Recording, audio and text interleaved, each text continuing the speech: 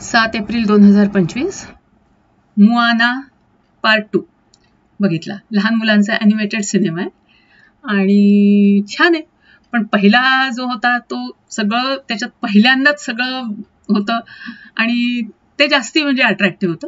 तर कालच्या ह्याच्यात पण मुआना 2-3 दिवस वेगळ्या द्वीपावर राहायला गेली असते, मग ती आपल्या द्वीपावर परत येते, तिथून सुरुवात झालेली आहे आणि आता बरीच मोठी झाली आहे. तिला एक लहान बहीण पण असते आणि बेटावरचे सगळेच लोक तिला म्हणजे लाईक करत असतात, म्हणजे खूप ती आवडती असते सगळ्यांची आणि ती एक मार्गदर्शक म्हणून फेमस असते त्यांच्या गावात.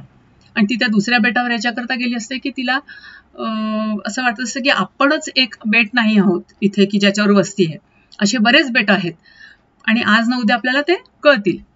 तर त्या ह्याच्यात ती तिथे जाऊन राहिली असते आणि मग नंतर तिला मग ते कळतं की आहेत काही बेटा असे, पण ते एका राक्षसानी म्हणजे गिळंकृत नाही केलं, त्यांना असं झाकून ठेवलं, त्यांनाही असं एकमेकांशी भेटू देत नाही. मग ती त्या बेटांच्या शोधाकरता निघते बाहेर. मग तिला तो मागच्या याच्यातला तो एक जो देव म्हणून असतो तो मदत करतो.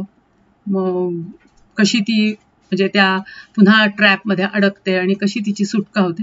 छान आहे, ॲनिमेशन आहे, लहान मुलांच्या लायक आहे. आणि मग शेवटी सगळे द्वीप त्या राक्षसाच्या ह्याच्यातनं कचाट्यातून मोकळे होतात आणि मग ते सगळे लोक भेटायला त्यांच्या द्वीपवर येतात आणि मग झालं ते एक सेलिब्रेशन असं छान होतं. बाकी तसं वेगळं काहीच नाही आहे, पण फोटोग्राफी नेचरचं त्याचं हे सुंदर केलेलं आहे आणि टिपिकल लहान मुलांचीच मूवी आहे, पण छान आहे.